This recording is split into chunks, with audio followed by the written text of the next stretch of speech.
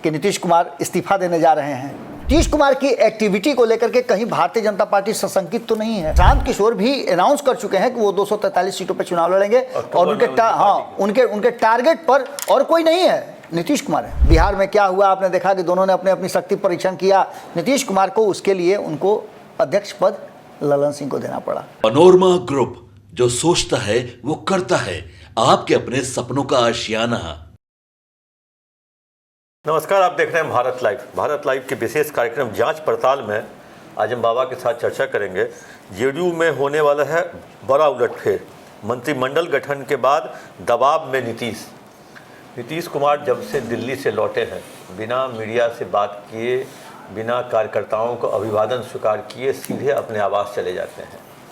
आवास में भी 2-3 दिन वो अभी तक वहाँ से वो उनको न्योता भी आता है आंध्र प्रदेश जाने का, वहाँ भी नहीं जाते हैं। आज इन्होंने एक कैबिनेट की बैठक बुलाई जो 4:30 बजे होनी है। उसके ठीक पहले बीते कल वो अपने आवास पे बुला लेते हैं कई सारे मंत्रियों को। सबको नहीं बुलाते हैं, मतलब मुश्किल से 7 या 8 मंत्री आए होंगे, उनके साथ वो फिर इमरजेंसी मीटिंग करते हैं। सारे विभाग के बड़े बड़े अधिकारियों को बुला लेते हैं। तो आखिर नीतीश कुमार क्या करना चाह रहे हैं? नीतीश कुमार दबाव में, हमको लगता है जल्दबाजी में है क्या? क्योंकि जल्दी सारे अधिकारियों को और मंत्रियों को बुला करके बैठक करना लगता है नीतीश कुमार कहीं का बस पकड़ने वाले हैं क्या, गाड़ी पकड़ने वाले हैं? आइए बाबा से समझते हैं कि बाबा नीतीश कुमार इतनी जल्दबाजी में क्यों दिख रहा है। देखिए चंदन जी, हम लगातार ये चर्चा कर रहे हैं और ये जानने की कोशिश कर रहे हैं कि नीतीश कुमार का आखिर मूड है क्या। क्योंकि मंत्रिमंडल गठन से पहले और जब वो समर्थन देने गए थे नरेंद्र मोदी को, तब या चुनाव प्रचार में पूरा आप सीरीज देख लीजिए, कहीं भी नीतीश कुमार असहज नहीं दिखे, पूरा खुश नजर आ रहे थे। अपने विरोधियों पे जम करके हमला कर रहे थे। प्रधानमंत्री बनाने के लिए नरेंद्र मोदी को कई बार बोल चुके, यहाँ तक कि उसी भावना में बहते बहते 400 का 4000 भी बोल दिए। ये सारी बातें अपनी जगह पर हैं, लेकिन जो वर्तमान परिस्थिति बनी है उस परिस्थिति में जनता दल यूनाइटेड की स्थिति क्या है ये जानना बहुत जरूरी है। जनाब, राष्ट्रपति भवन में भी नीतीश कुमार को आप देखे होंगे जी, जो कहीं कोई चेहरे पे कोई मतलब भाव ही नहीं था, कोई भाव नहीं था, भाव विहीन लेके बैठे हुए थे वो और संजय झा जी। और उनके बगल में संजय झा की भी स्थिति वही थी। संजय झा की स्थिति तो हम आप समझ सकते हैं क्यों जी जी क्योंकि उनका भी नाम एक समय उड़ा पूरा कहे, जो मीडिया वाला ने उनको कैबिनेट मंत्री का शपथ तक दिला दी। नहीं, देखिए संजय झा निश्चित रूप से उपयुक्त व्यक्ति थे, इसमें कोई दो राय नहीं है। जब आप एक की जगह पर 2 भूमिहार को मंत्रिमंडल में रख सकते हैं तो ब्राह्मण को क्यों नहीं रख सकते हैं। और ऐसी स्थिति में कि जब आप एक ब्राह्मण की आपने तिलांजलि दिलवा दी बक्सर में, एक ब्राह्मण को आपने जो जीत रहा था 2 बार से उसको सब बाहर कर दिया, टिकट ही नहीं दिया, तो ब्राह्मणों से ऐसी क्या दुश्मनी आपकी थी। लेकिन खैर ये हमारा मैटर नहीं है, ये तो उनका मैटर है। लेकिन अब जो वर्तमान परिस्थिति बनी है उसमें चंदन जी बहुत बारीकी से देखने के बाद 2021 वाला वो सीन याद आता है जब मोदी मंत्रिमंडल का रीशफल हो रहा था। उस विस्तार में उधेड़-बुन चल रहा था कि क्या होगा क्या नहीं होगा, जदयू शामिल होगी नहीं होगी। कारण कि 2019 में नीतीश कुमार ऐसी ही परिस्थिति बनी थी जिसमें उनके मन मुताबिक सीटें नहीं मिली थी, मंत्रालय नहीं मिल रहा था, तो उन्होंने क्विट कर दिया था कि हम मंत्रिमंडल में ही शामिल नहीं होंगे। लेकिन इस बार मंत्रिमंडल में तो शामिल हुए। अब इसमें उनकी सहमति है कि नहीं है, क्योंकि सहमति अगर होती तो नीतीश कुमार का भाव उस तरह का नहीं होता। दूसरा सबसे महत्वपूर्ण बात कि हम बार बार ये चर्चा कर रहे हैं कि मंत्रिमंडल गठन तो हो गया, विभाग भी बट गए, नीतीश कुमार कोई और विभाग चाहते थे।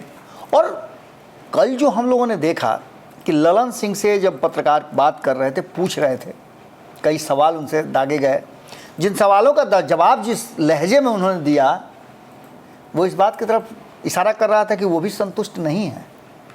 क्योंकि उन्होंने जब बिहार को विशेष राज्य के दर्जा, जो सबसे मुख्य मुद्दा है, उसकी बात चली तो उन्होंने बड़ी असहजता दिखाई और उस बात को ऐसे टाल दिया।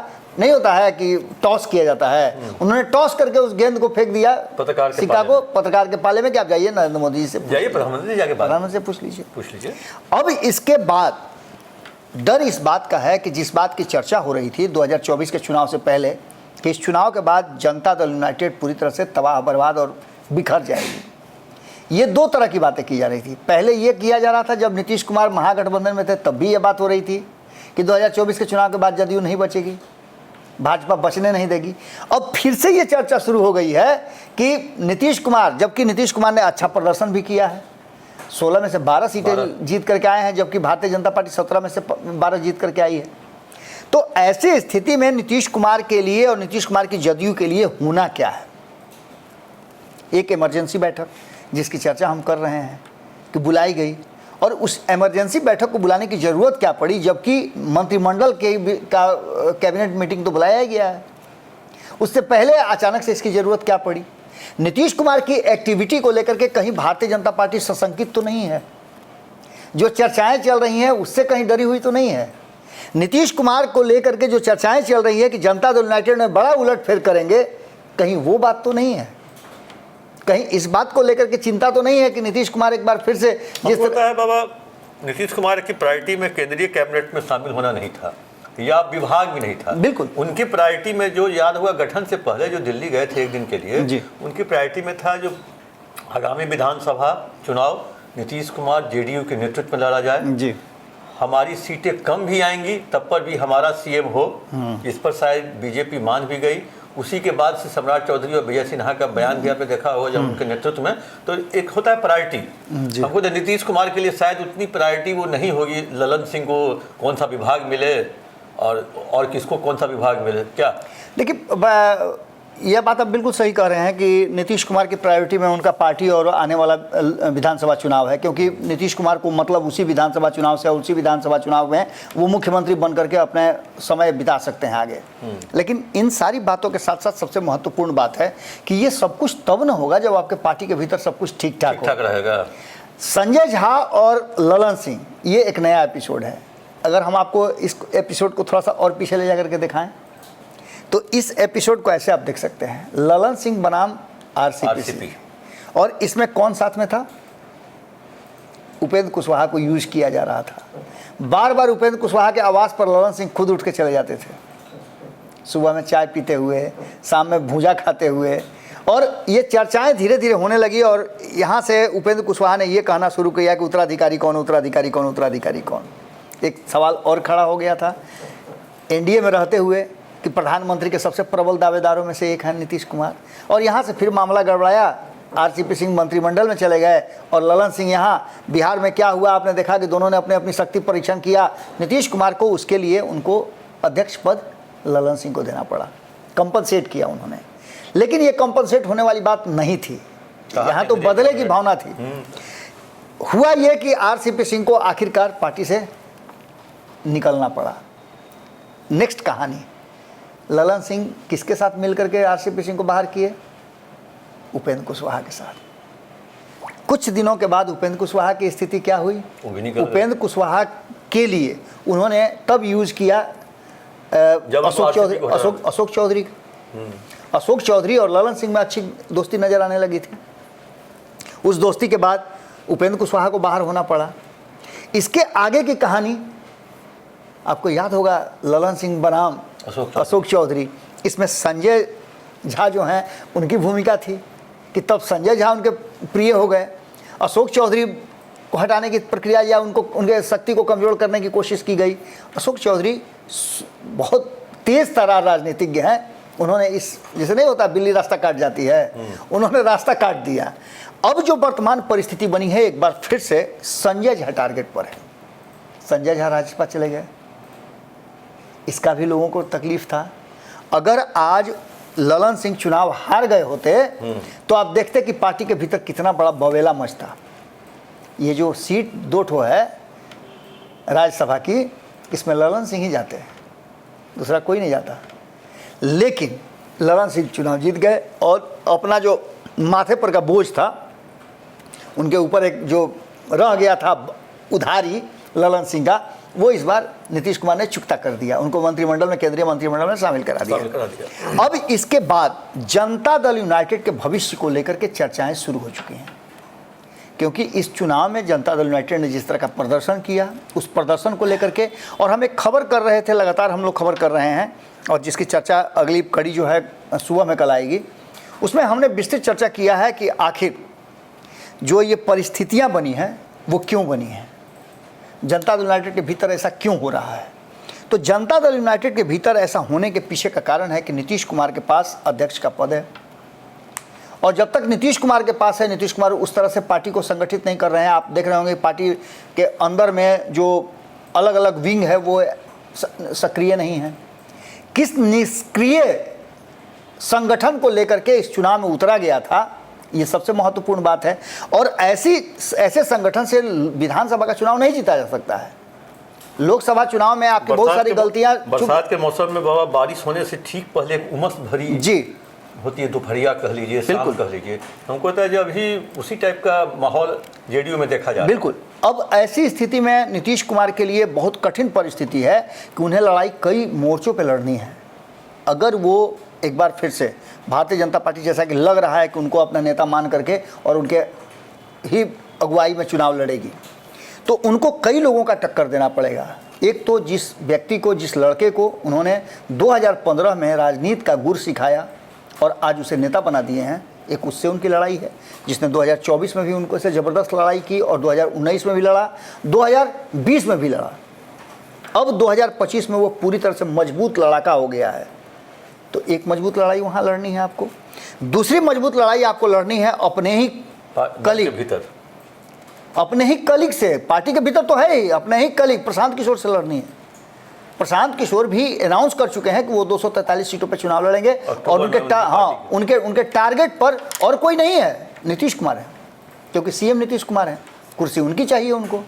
उनका सीधे कहना है कि लड़ाई हमारी है ही नहीं लोग से, हमारी लड़ाई तो तेजस्वी यादव से है। तो ऐसी स्थिति में नीतीश कुमार के लिए और कठिन हो जाता है।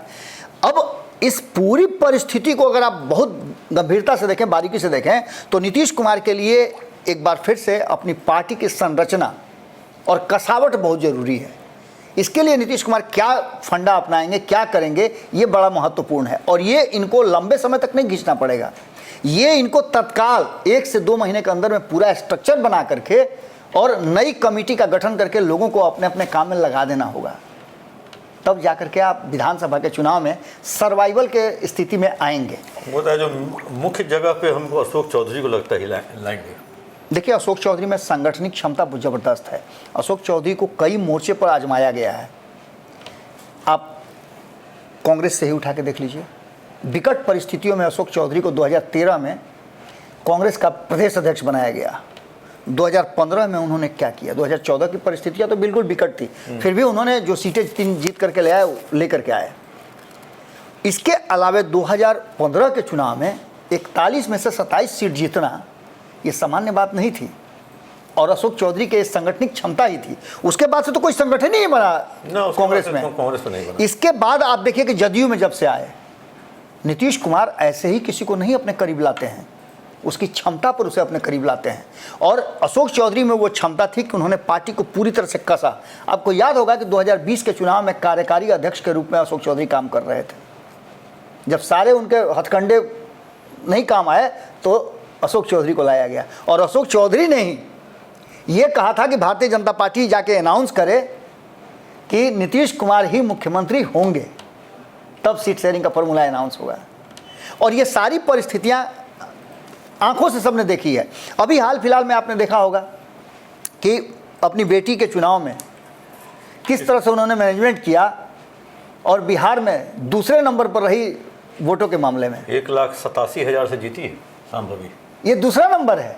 तो आप समझ सकते हैं कि उनके मैनेजमेंट पर हम लोगों को कभी शक नहीं था। आपको याद होगा कि समस्तीपुर के चुनाव को लेकर के कई तरह की चर्चाएं चल रही थी, लेकिन हम लोगों ने बड़ी ठोक करके कह दिया था कि वहाँ हर हाल में सामूहिक जीत रही है, और ऐसा ही हुआ। अब ऐसी परिस्थिति में नीतीश कुमार के लिए इस मंत्रिमंडल के बाद जो दबाव वो महसूस कर रहे हैं, एक बार फिर से संजय झा जो उनके बहुत करीब हैं, उनको नहीं मिला कुछ, तो ऐसी स्थिति में वो क्या करेंगे, संजय झा को कौन सा रोल दिया जाएगा, एक सबसे महत्वपूर्ण सवाल ये आता है। हालांकि अभी बहुत कुछ है, सचेतक का पद मिल सकता है, पार्टी के नेता के रूप में उनको सदन में मिल सकता है, राज्यसभा में, ये सारी चीज़ें हो सकती हैं, क्योंकि रामनाथ ठाकुर जो वहाँ थे तो उनको मंत्रिमंडल में शामिल किया गया है। तो आपके पास जगह तो है देने के लिए, लेकिन वो जगह उस जगह के बराबर नहीं है, इक्विवेलेंट नहीं है। तो ऐसी स्थिति में पार्टी के भीतर एक संगठनिक जो उनकी क्या कहते हैं उसको, गोटियां फिट करने की है, वो है। दूसरा, पार्टी को और कसने की है और आगे का स्ट्रक्चर बनाने की है, क्योंकि कम से कम यदि आप एनडीए में हैं तो 100 से कम सीट पर तो चुनाव नहीं लड़िएगा। 100 सीट के आसपास जब आप चुनाव लड़ने जाइएगा तो उसके लिए 100 सीटों पर आपको अपने लोगों को तैयार करना पड़ेगा ना, उसके लिए स्ट्रक्चर बनाना पड़ेगा, उसके लिए अलग अलग कमेटियां बनानी पड़ेगी। और इसको लेकर के नीतीश कुमार काफ़ी परेशान नज़र आ रहे हैं। एक तो उनको सरकार चलाना है, दूसरा सामंजस्य बिठाना है उनको केंद्रीय राजनीति में, क्योंकि वहाँ भी उनकी भागीदारी अच्छी हो गई है। तो तीसरा फ्रंट जो है वो उनका पार्टी है, और यही बेस लाइन है जहाँ से वो सब कुछ कर सकते हैं, मुख्यमंत्री भी बन सकते हैं और केंद्र में अपना वर्चस्व भी बना सकते हैं। तो सबसे ज़रूरी है पार्टी को कसना, और इस कसावट के लिए सबसे उपयुक्त व्यक्ति कौन होगा, इसकी तलाश में नीतीश कुमार का दिन रात बीत रहा है। निश्चित रूप से बहुत जल्द आपको देखने को मिलेगा कि जनता दल यूनाइटेड के भीतर एक बड़ा फेरबदल हो रहा है, और वो फेरबदल सबको चौंकाने वाला होगा। हम जो चर्चा कर रहे हैं लगातार कि हो सकता है कि उनका बहुत कोई करीबी आकर के पार्टी का कमान अचानक से संभाल ले, तो ये कोई बड़ी बात नहीं होगी। एक चर्चा और आपने सुना होगा कि नीतीश कुमार इस्तीफा देने जा रहे हैं, संन्यास भी लेने जा रहे हैं। ये भी बात सुनने को मिला। ये भी कहा गया कि वो अब मेंटोर के रूप में खड़ा होकर के वहाँ से गार्जियन के रूप में, हाँ, जो स्टीयरिंग घुमाएंगे, लेकिन फ्रेम किसी और के ऐसे सामने होगा। खैर, इन सारी बातों को लेकर के इस बीच में एक खबर ये भी आई थी कि वो लंदन जा रहे हैं। क्या कुछ होता है ये देखना जो दिलचस्प होगा। जिस तरह से नीतीश कुमार जिस अवस्था में है और जिस तरह से अभी तक पार्टी को संभाल कर उन्होंने रखा है, निश्चित रूप से नीतीश कुमार एक सही व्यक्ति की तलाश करके और इस पार्टी को एक बार फिर से कसने की कोशिश करेंगे। चौंकाने वाला नाम होगा, बिल्कुल बिल्कुल, इसमें कोई दो राय नहीं है। हम बाबा के साथ चर्चा कर रहे थे जांच पड़ताल में जेडीयू में होने वाला है बड़ा उलटफेर, और केंद्रीय मंत्रिमंडल के गठन के बाद से दबाव में दिख रहे हैं नीतीश कुमार, क्योंकि नीतीश कुमार के पास सरकार चलाना है, पार्टी चलानी है, राज्य देखना है। वैसी स्थिति में आगामी विधानसभा चुनाव की तैयारी भी करनी है, उसको भी देखना है। तो इन सभी कारणों से नीतीश कुमार कहीं न कहीं दबाव में हैं, क्योंकि वो अब ऐसे व्यक्ति की तलाश में हैं जो उनकी पार्टी को अच्छे तरीके से देखभाल कर सके, अच्छे तरीके से चलाए। आप देखते रहिए भारत लाइव। भारत लाइव में यह कार्यक्रम कैसा लगा, आप जरूर अपना कमेंट दे करके मुझे बताएं। पनोरमा ग्रुप, जो सोचता है वो करता है। अगर ये वीडियो पसंद आई और वह बिहार के राजनीति और बिहारियत से सरोकार रखेनी तो सब्सक्राइब बटन दबा के चैनल के सब्सक्राइब कर ली। ओजे एगो घंटी बा, ओकरा बटन दबा देला से कुल सटीक और मारक खबर रुआ मुफ्त में मिल जाई। अगर रुआ पत्रकारिता के हमनी के नया प्रयोग में सहयोग कर चाहतानी तो ज्वाइन बटन दबा दी। पेटीएम नंबर नोट कर ली 9386816700। धन्यवाद।